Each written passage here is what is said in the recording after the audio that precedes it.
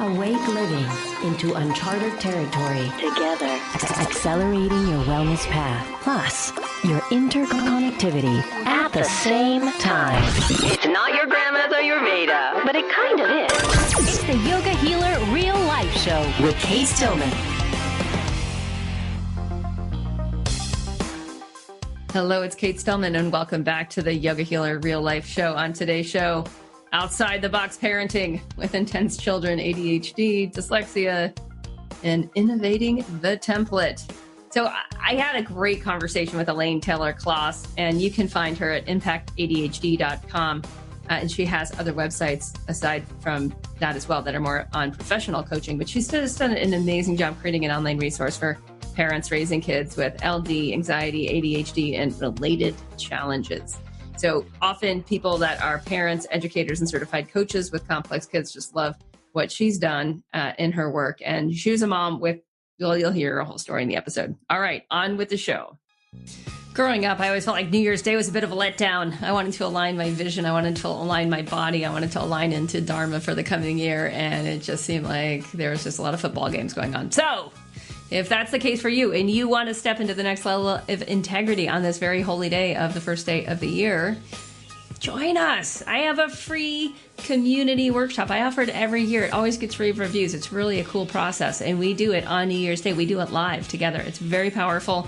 If you want to come, the way to get it is get your phone out, whip it out, and then start a new text. And text the number 33444. And then in the subject, like where you text the words that you want to send to someone, put the words New Year's, NEWYEARS. So again, text 33444, the word New Year's, all caps, one word, New Year's, and you can get a free ticket. It's awesome. Do the community workshop and step into 2018 aligned, envisioned, your next level of integrity in your body and in your Dharma. I promise it will be a blast. I'm just going to jump right in. So, okay. So let's just go a little bit into your story first. So you were into yoga as a practitioner, as a teacher. You had children, and the children didn't fit in the normal box of education. And they were on a whole other playing field. Yeah, they're on a whole other playing field, and you kept, like doing your practices for you, but not really getting the power of the synergy of like what was possible until you went into coaching as a profession. Personally, I mean, first I got some coaching for myself because I was sort of really lost. And then I was trying to figure out how to support other parents who were as lost as I was. And I actually was heading back to get a graduate degree in therapy or counseling. But it wouldn't meet my schedule because I had 3 small kids and I was a stay-at-home mom and working part-time doing yoga. And so I ultimately found coaching. I thought it was going to be a temporary solution, and it became like my life's work because I found it was like, oh, this is what I'm looking for. Yeah, let's talk about this for a minute because it's like the coach, like where therapy helps and where coaching helps. To me, it's really different. And a lot of people, yes. Often when I hear that people don't have a coach, I'm like, oh, wow, you're making things hard. You're right. You're missing out. Yeah. Yeah. You're missing out on what's possible in terms of like, I would say more advanced and rapid evolution, yes. Or personal growth or professional growth or. It's just transformational, because it's so forward moving, and I think therapy is about looking back to the past to sort of learn from information but it comes out of the medical model, right? So it's all about what's broken that needs to get fixed. And even the most progressive therapists are still coming from that medical model. And coaching is about sort of, okay, here's where you are. What are you going to do? What do you want to do? What do you want to create? Right. Yeah. Like, we may look to the past, but the purpose of looking back there is to inform the present and the future. It's not to dwell there. Right. And I think that's the biggest difference. Okay. So Impact ADHD, helping parents help kids, also helping teachers help kids. Yep. So just to pivot into like this entire shift of using your holistic background and then merging it with coaching and then helping other parents who are struggling and probably families and kids that are struggling really Right. get on the same page with progress, like with how do we want our lives to be? How do we want to do what we're doing here together? Right. What do we want to create here? Yeah. Yeah. Yeah. Yeah. So talk a little bit about some of the bigger shifts just that you discovered personally in applying that to your own family and what happened next. Yeah. Well, so I think what happens when you're raising complex kids, whether you're a stay-at-home mom or working mom or dad or whatever, is that as you said earlier, your kids don't fit into this mold. And we have these expectations and notions of what it's supposed to be, what our family is going to look like. There's sepia-tinted images that we had before we had kids. We're going to be running down the beach and our teenagers are come to us and say, "You're the cool mom, I need advice," and all that stuff, right? Right. And that's what we thought we were going to be, that kind of a parent, right? And then you have these complex kids and they're not fitting your mold or expectations. They're not fitting society's expectations. They're sort of and by complex, it could be anything. I'm talking about, maybe it's indigo kids. Maybe it's kids with ADHD or anxiety, a lot of anxiety nowadays, or learning disabilities, or sometimes it's kids with metabolic conditions that just feel out of sorts with their bodies or with the world. And so when we as parents try to teach these atypical or raise these atypical kids in a way that doesn't meet them where they are, it sort of escalates their challenges and it makes us feel like a failure as parent, right? And so when we shift and where the coach approach comes in is it's about meeting people where they are. And helping them go and grow from there, wherever that is. There's no judgment of where they are. It just is. Yeah. Right. And you can only take the next step forward from where you are. And so coaching invites parents to do that for themselves because they're overwhelmed and shamed and lost and feeling embarrassed and failure and all this because their kids aren't fitting the mold. And it invites them to put their kids in a place of being okay and making it okay to make mistakes and non-judgment and to empower them. We often talk about it as parenting from a place of inspiration instead of desperation. Right? Yeah. Love it. Yeah. So I'm curious too, like what comes up for me immediately is like how much lifestyle design comes in here, because if the mold is broken, right? Like then instead of trying to, so the mold's broken, but it makes the child seem broken. Right. And so that part of it is shifting that mindset. A lot of it is mindset around who is this child and how do I, so you had asked me about my personal story. So I have 3 complex kids. When it was clear that my youngest was going to be diagnosed, I went and had myself tested because I realized there was no way that my husband was responsible for all the neurology. So you got tested for what? ADHD? For ADHD and learning disabilities. I was diagnosed at 40 with what had been undiagnosed learning and attention issues. And so go into that a little more. Like what? Well, it's like it made my whole life make sense. I understood why I majored in what I majored in, what I did in college. Like I never took a course after my freshman year where I had to take a test. Yeah, I was going to say, what were your coping mechanisms, right? I accommodated, right? And I was a good student. I went to a really good school. I knew I wasn't stupid. I just couldn't figure out why I couldn't do so many things I probably, had I known then what I know now, I probably would have majored in something completely different. Yeah. Because I took a curriculum that I could where I only had to write papers. And I never had to take tests because I had a working memory issue.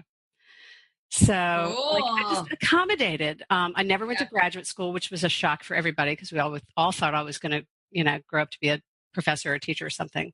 But I figured I would go back to school when I knew what I had to teach. And by the time I figured that out, this was what I have to teach. So this has been my graduate school. Yeah.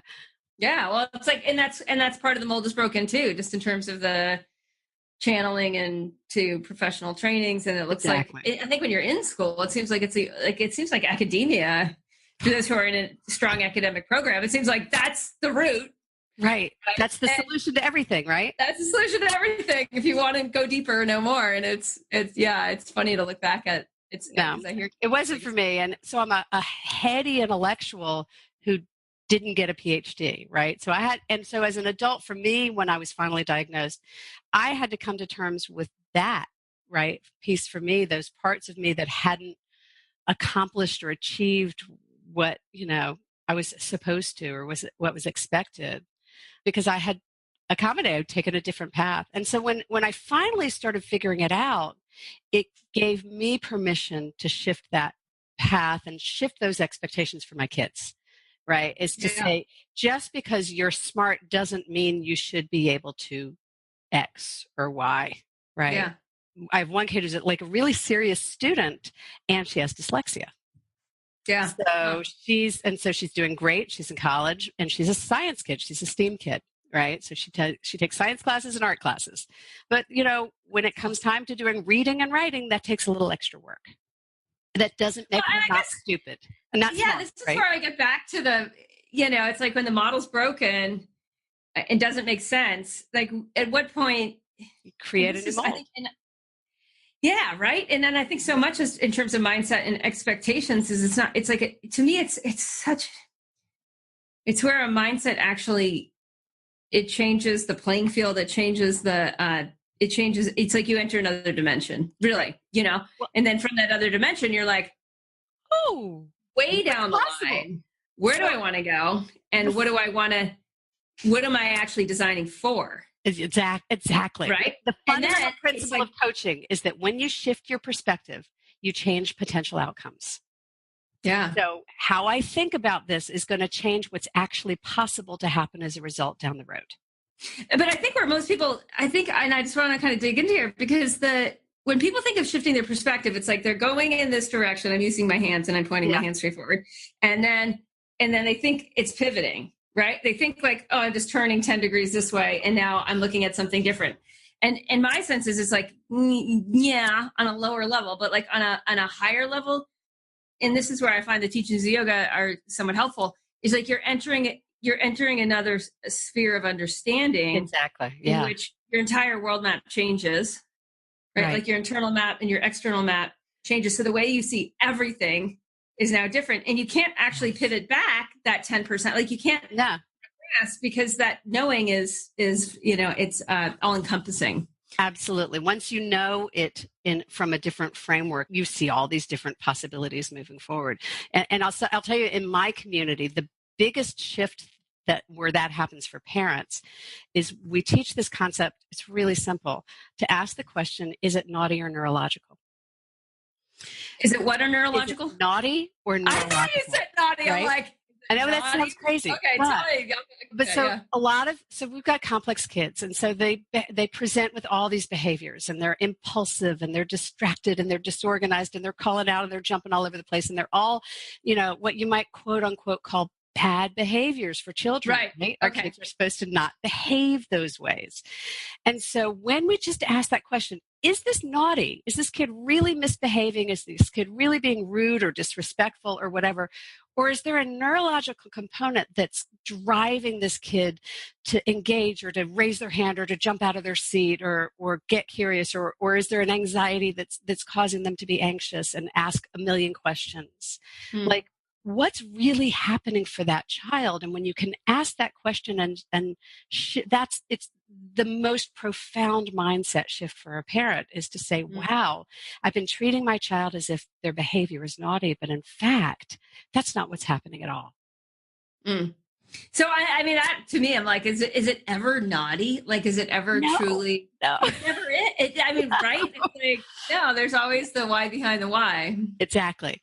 And you can prove it to yourself, because if you treat naughty behaviors as if they're naughty, and you don't change the outcomes or the results, if they're not preventive, then it's neurological. And with any kind of a complex kid anyway, 99% of the time, there's going to be something else going on.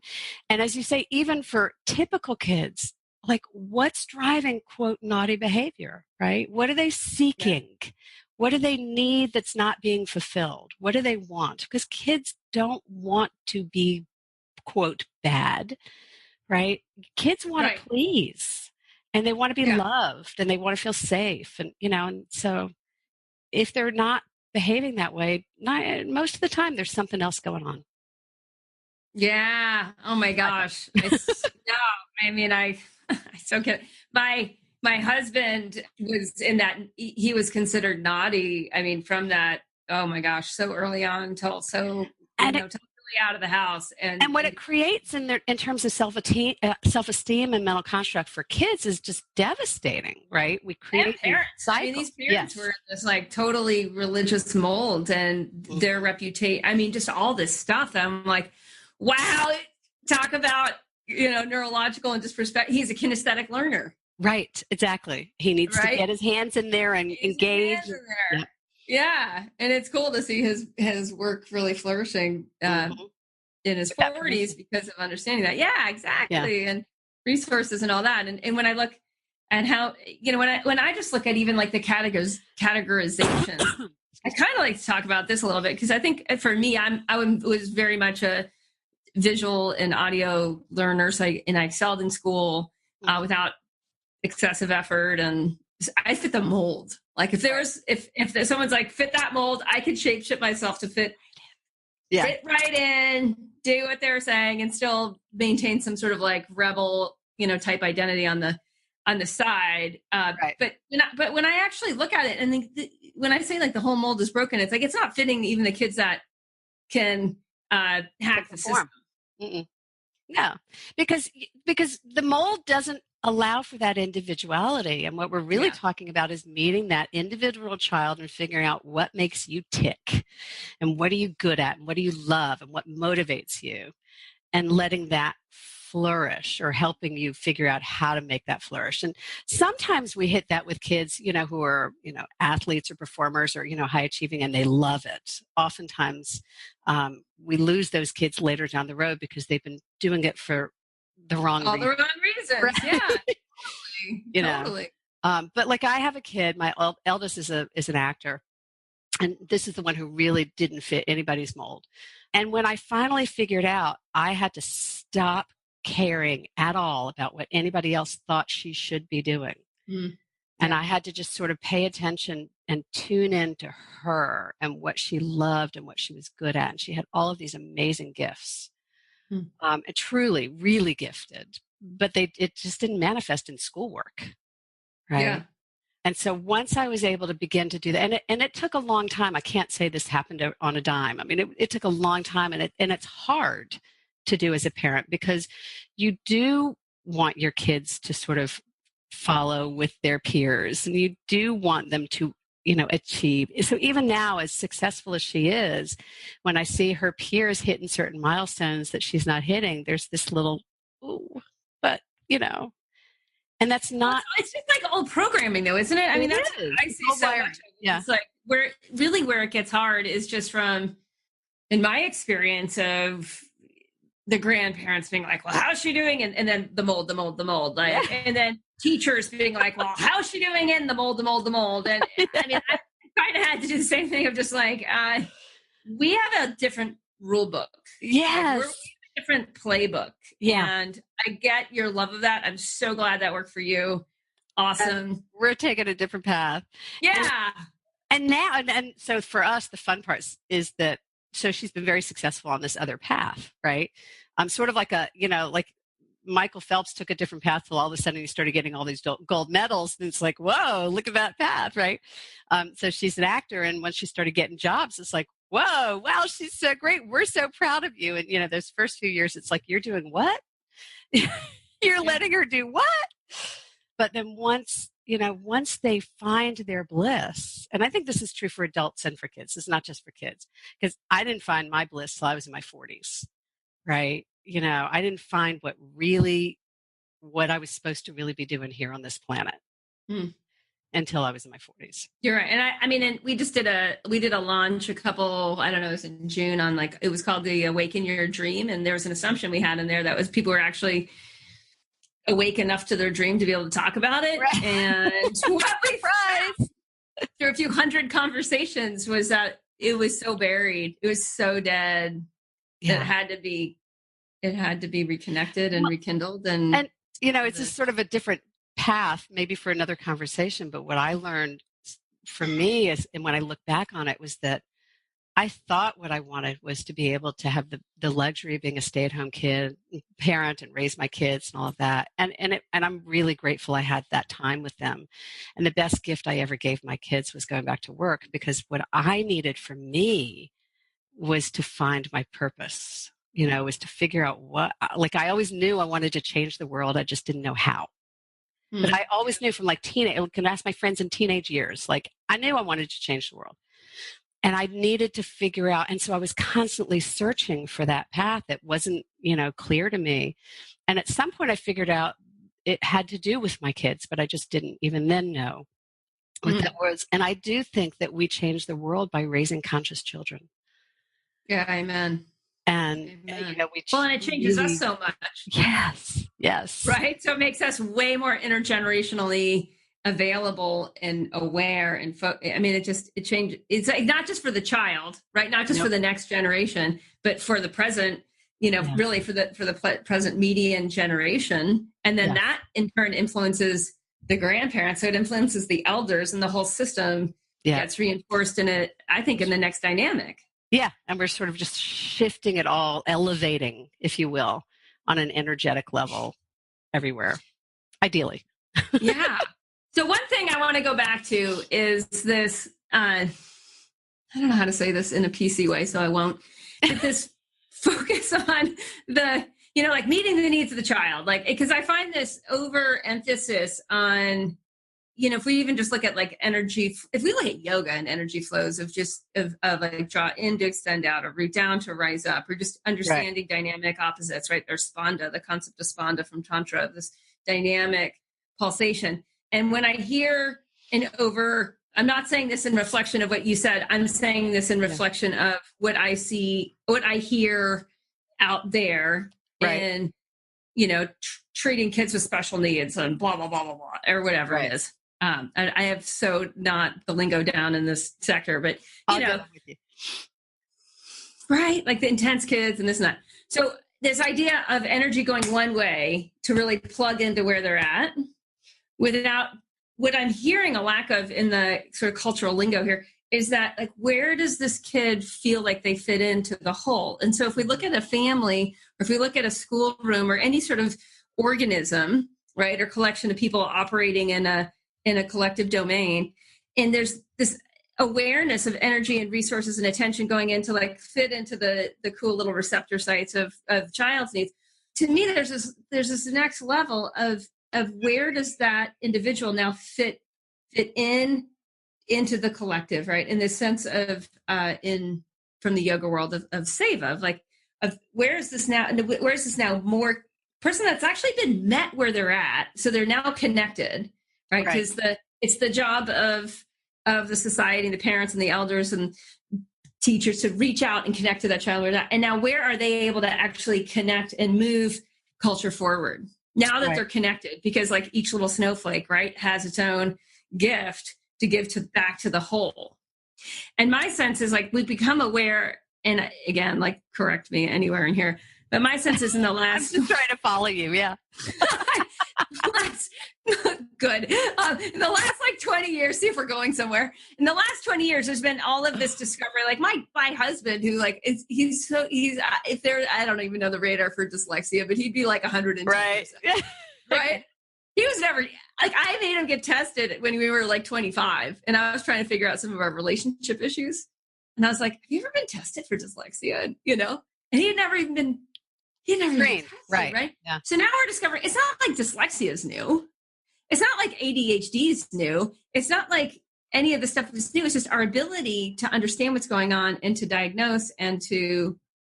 Or am I off? Here's what I would say: it's not that it's new, but our understanding of it is vastly improved over the last. Okay, so given that, right?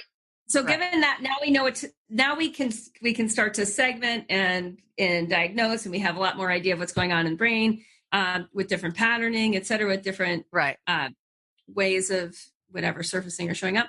I guess what I'm looking at is like when we really get on one hand that once the kid is met, or the human being is really met for who they are and what they're bringing to the table, they're now able to actually contribute to the whole moving forward. Yeah. in such a more integrated way, and not just for the benefit of the child feeling part of the whole, or the but adult for the benefit of the whole. but for the benefit of the whole. Yes. Yeah, absolutely.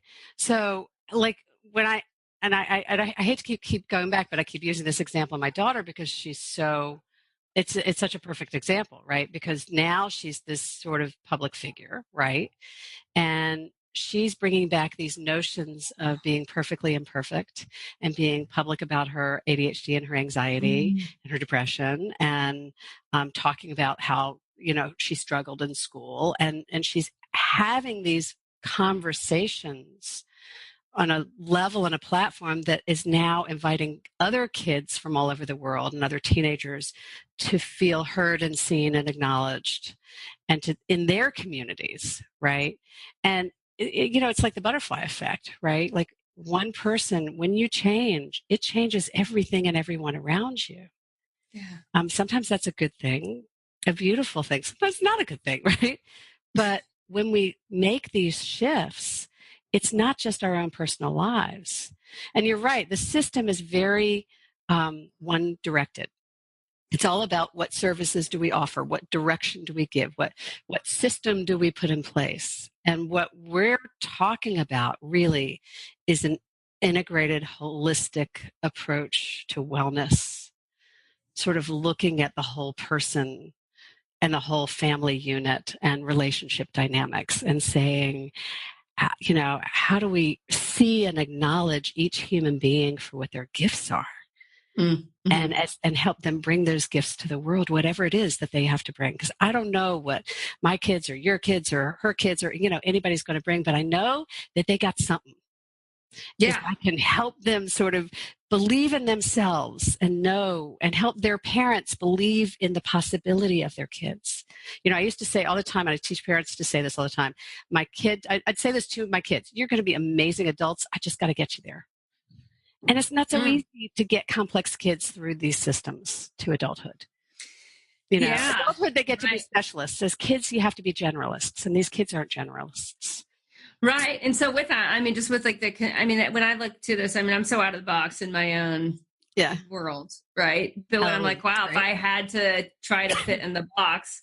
So is that, to me, I'm like, wow, we're back to like coping strategies and kind of missing the possibilities, because the parent's not willing to quit the job or able to facilitate an out of the box lifestyle that really works with the emerging family needs. And so now they're kind of back to like, I need to keep the job, to keep the insurance, to keep the car, to keep the house, to keep the blah, blah, blah, blah, blah.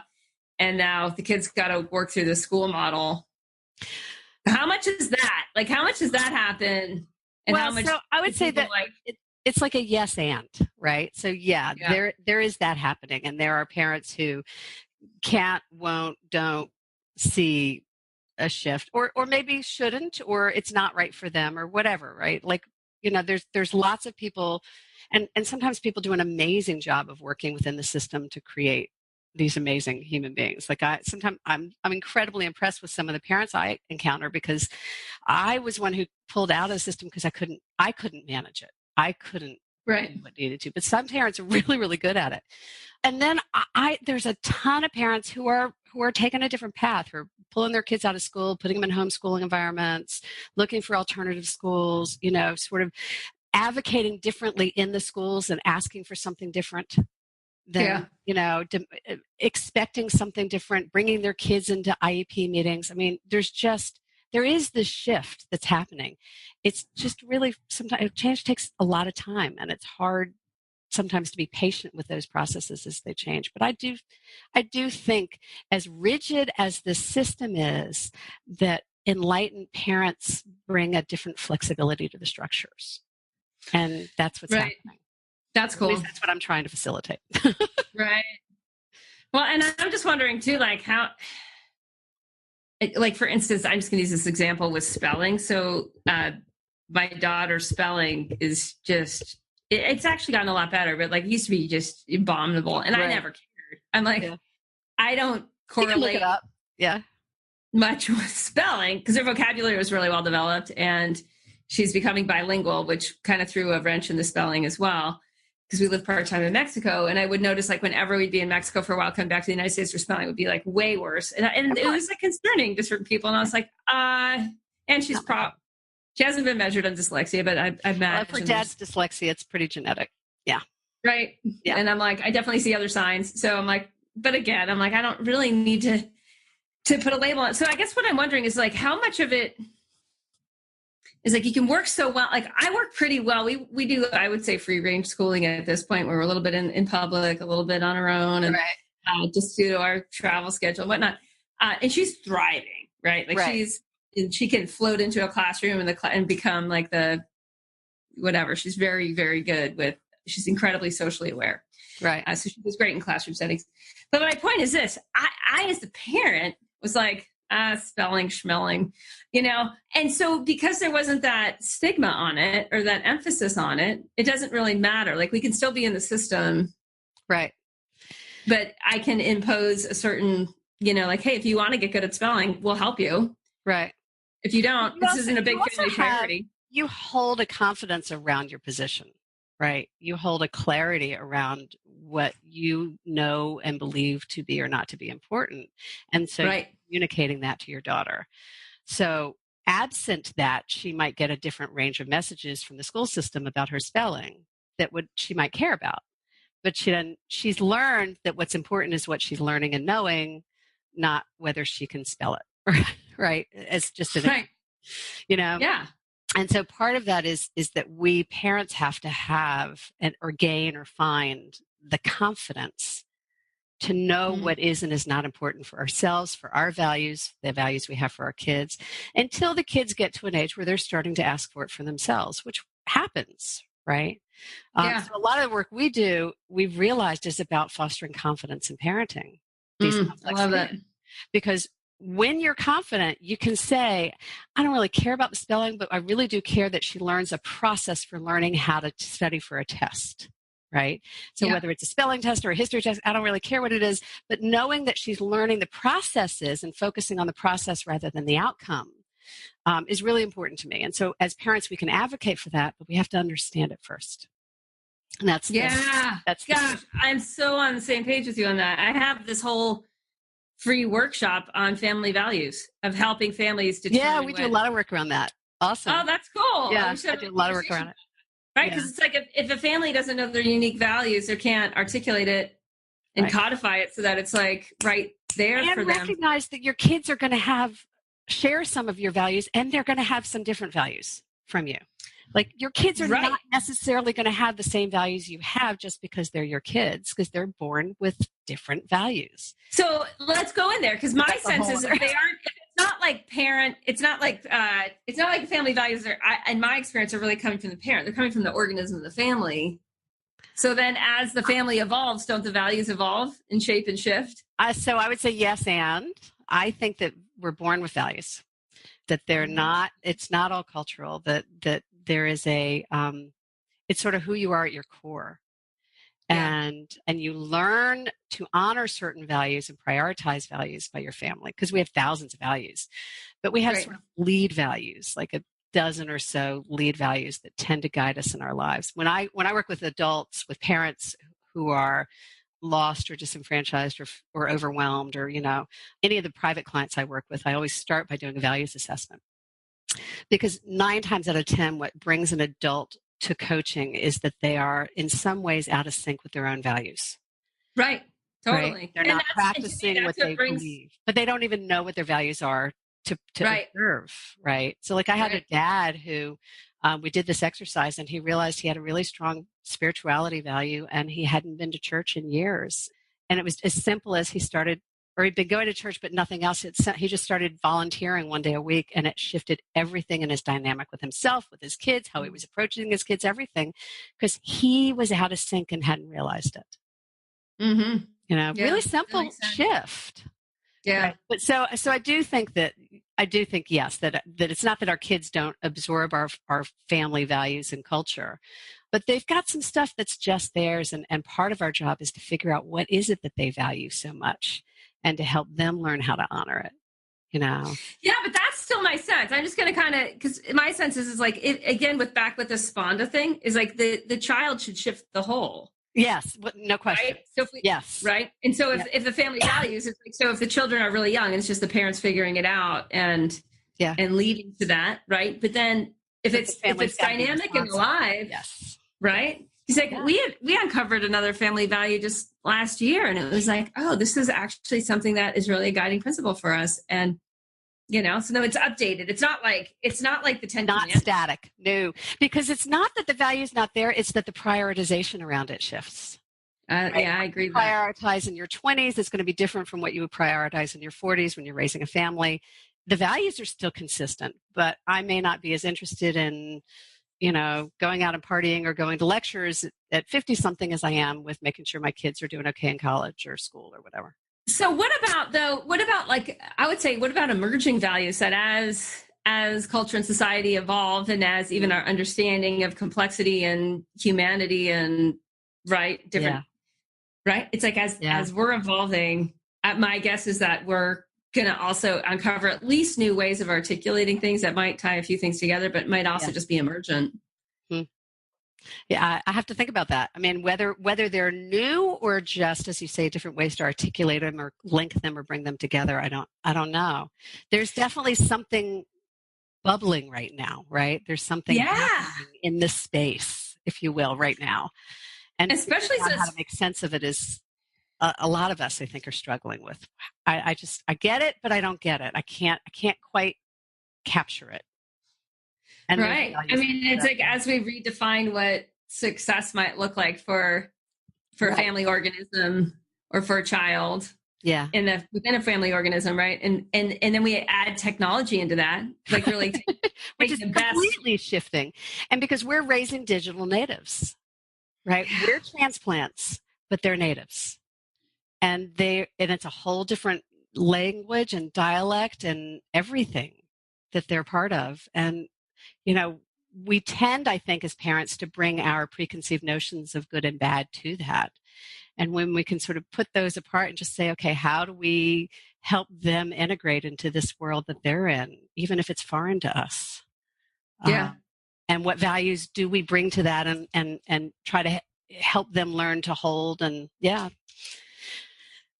fascinating. It is. I'm like, this is good. I feel like this is the first conversation of many. I hope so. This is great. Yeah.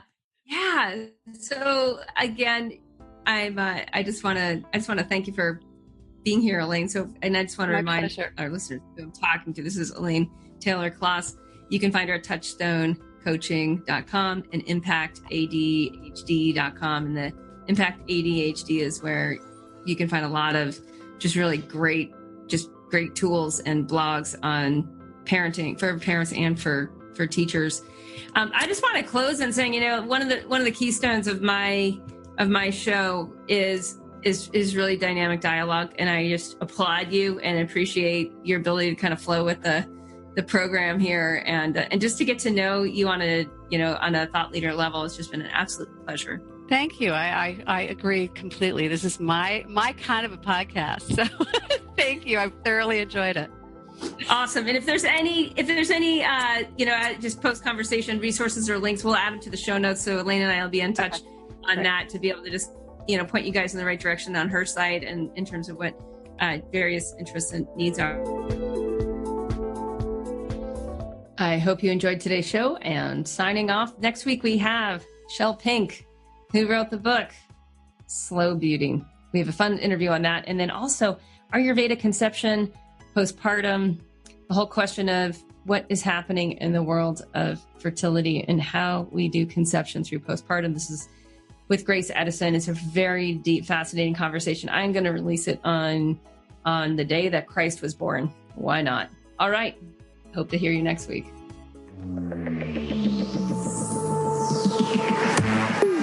Yoga Healer Real Life Show with Kate Stillman. Yoga Healer.